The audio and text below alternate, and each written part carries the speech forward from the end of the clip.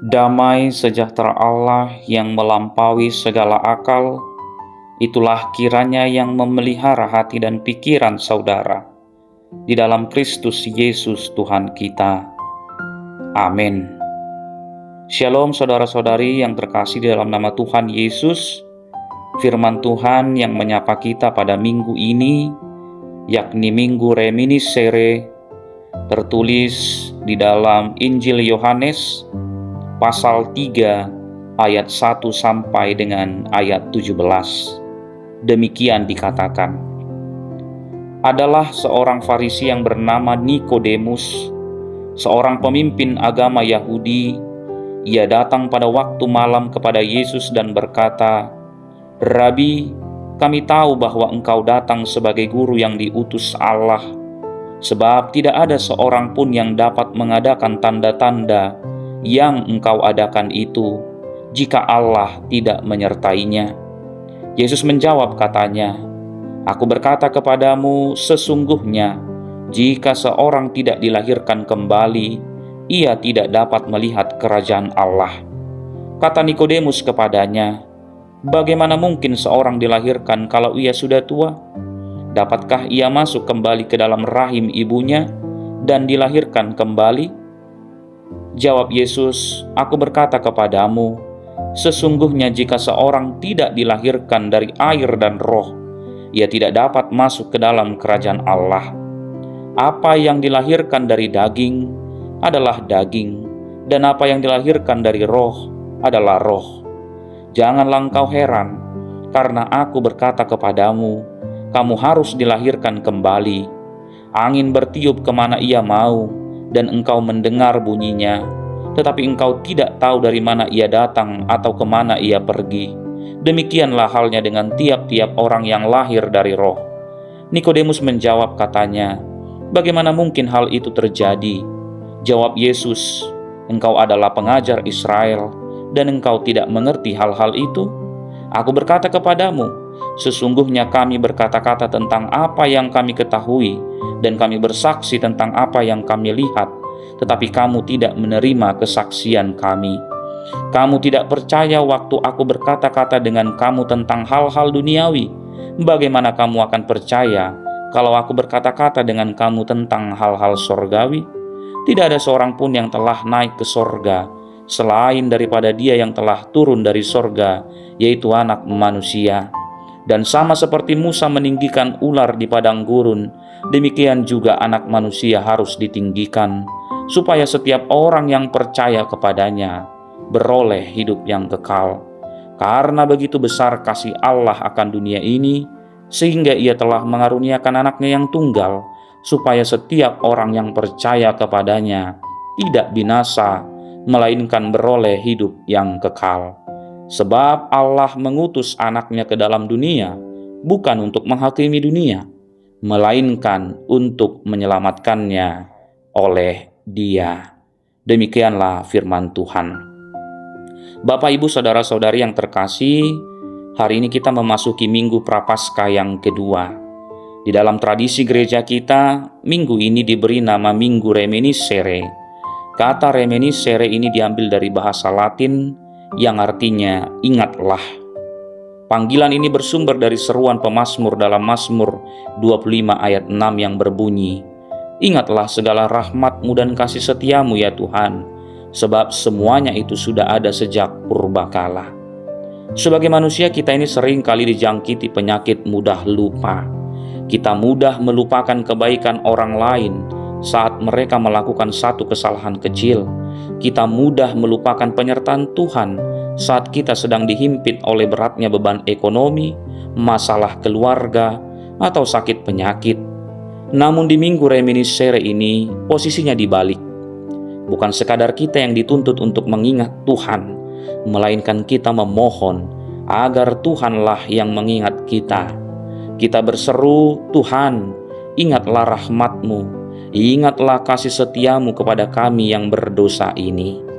Dan tahukah saudara, jawaban dari seruan "ingatlah kami ya Tuhan" itu dijawab dengan sangat indah, sangat tuntas, dan sangat sempurna dalam perikop Injil yang menjadi perenungan kita hari ini, yakni Yohanes 3 ayat 1-17. Kisah ini dibuka dengan sebuah pertemuan rahasia. Ada seorang bernama Nikodemus. Ia bukan orang sembarangan. Ia adalah seorang Farisi, seorang pemimpin agama, orang yang sangat dihormati di tengah masyarakat dan pasti sangat paham hukum Taurat. Secara status sosial dan agama, Nikodemus ini ada di posisi puncak. Kalau di zaman sekarang, mungkin dia adalah tokoh masyarakat yang selalu duduk di kursi paling depan, rajin beribadah, dan aktif dalam berbagai kegiatan gerejawi atau punguan. Namun perhatikan ayat 2, dikatakan bahwa Nikodemus datang kepada Yesus pada waktu malam. Dalam Injil Yohanes, kata malam atau gelap itu bukan sekadar keterangan jam. Malam adalah simbol dari ketidaktahuan rohani, simbol ketakutan, dan simbol hati yang belum diterangi oleh Allah. Nikodemus dengan segala jubah keagamaannya dan pengetahuannya yang hebat, ternyata hatinya masih berada dalam kegelapan. Ia merasa ada yang kurang.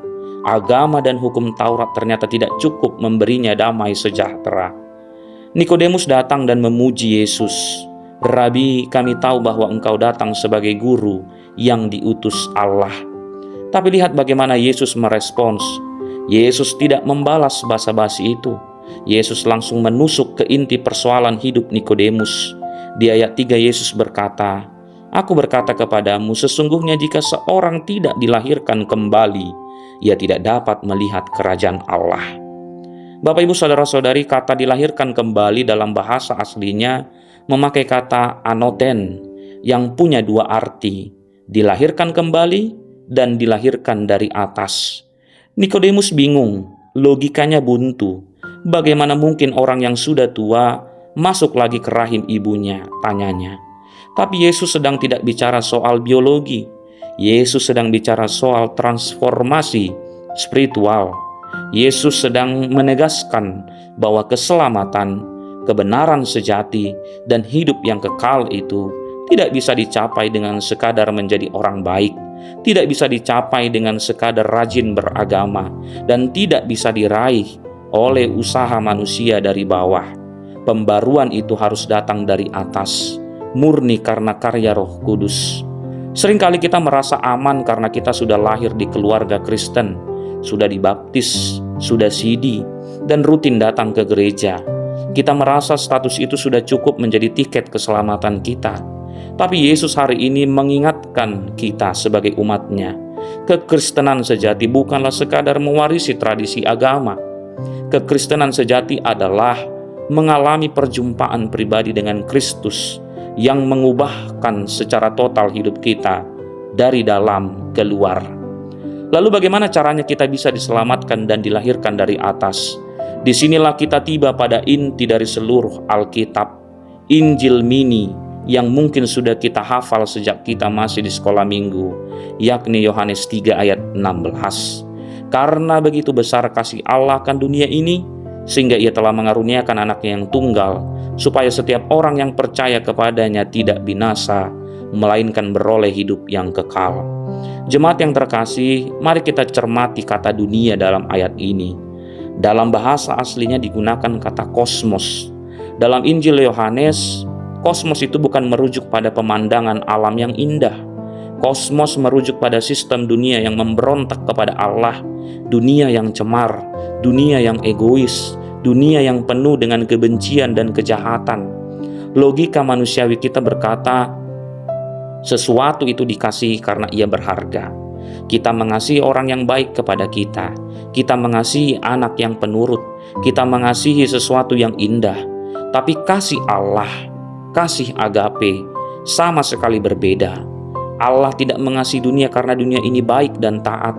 Sebaliknya justru kepada dunia yang memberontak, keras kepala, dan berdosa inilah Allah mencurahkan kasih-Nya yang paling besar.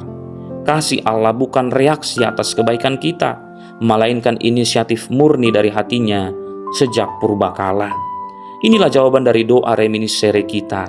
Ketika kita memohon, Tuhan ingatlah rahmat-Mu, Tuhan menjawab dengan menunjuk pada kayu salib. Di atas kayu salib itulah Allah mengaruniakan anaknya yang tunggal, Sama seperti Musa meninggikan ular tembaga di padang gurun, supaya orang Israel yang digigit ular berbisa tidak mati. Demikianlah Kristus ditinggikan di kayu salib, menanggung bisa dosa kita, supaya kita yang memandang kepadanya dan percaya tidak binasa, melainkan hidup. Bapak, Ibu, Saudara-saudari yang terkasih, poin yang tidak kalah pentingnya dan yang sering kali dilupakan oleh gereja ada pada ayat 17. Sebab Allah mengutus anaknya ke dalam dunia bukan untuk menghakimi dunia, melainkan untuk menyelamatkan oleh Dia. Di masa prapaskah ini kita memang dipanggil untuk bertobat. Kita dipanggil untuk menyadari dosa-dosa kita.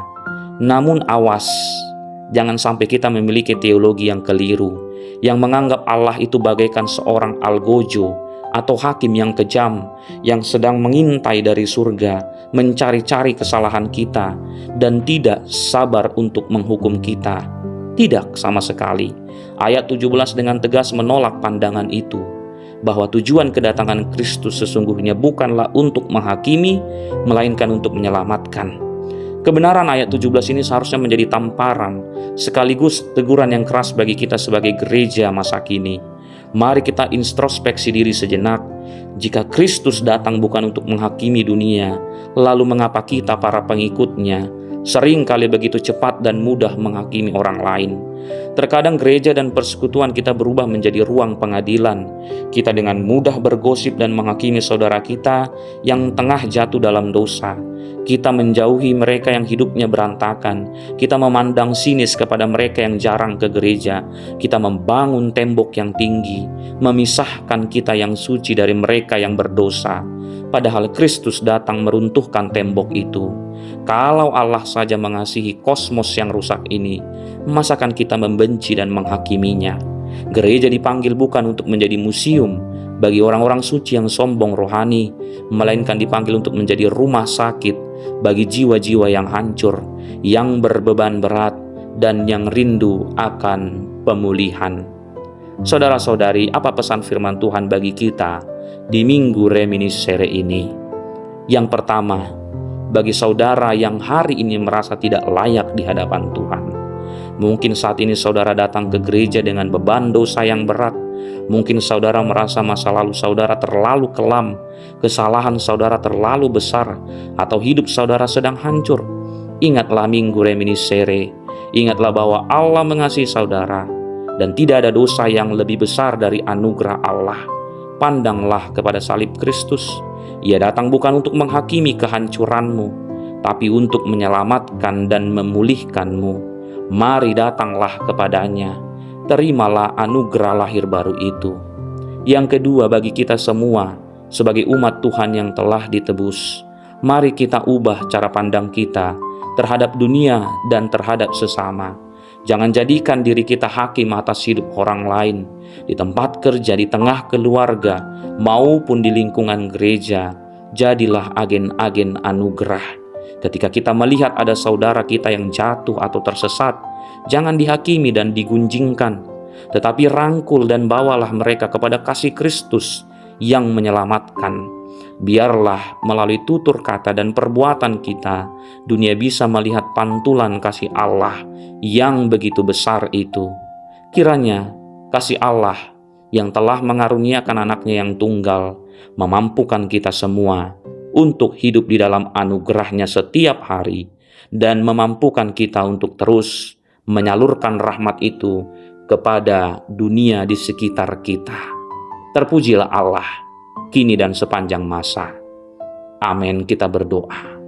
Terima kasih Bapa di sorga, atas cinta kasih-Mu yang tak bersisa itu, yang Engkau anugerahkan kepada kami di tengah keterbatasan, kelemahan kami Tuhan, sebagai ciptaan-Mu. Kami sering kali Tuhan mengecewakan-Mu. Kami sering kali Tuhan tidak melakukan kehendak-Mu. Tetapi kasih-Mu teramat besar ketimbang kesalahan dan pelanggaran yang kami lakukan. Karena itu ya Tuhan, ajar kami untuk betul-betul Tuhan mengingat kasih setia-Mu yang senantiasa melingkupi hidup kami. Dan ingatkan kami Tuhan sebagai umat-Mu, agar mengubah cara pandang kami melihat sesama dan dunia ini, agar kami tidak menjadi hakim atas hidup orang lain dimanapun kami berada. Biarlah kami boleh menjadi agen-agen anugerah. Ketika kami melihat ada saudara kami yang tengah jatuh ke dalam dosa atau tersesat jalannya, biarlah kami boleh menjadi gembala yang menuntun mereka untuk mengenal kasih Kristus yang menyelamatkan. Melalui tutur dan perbuatan kami boleh menyatakan kasih-Mu. Terima kasih Bapa di sorga atas cinta kasih-Mu. Terima kasih atas keselamatan yang sudah Engkau anugerahkan kepada kami melalui anak-Mu yang tunggal, Tuhan Yesus Kristus, Juru Selamat kami. Amin.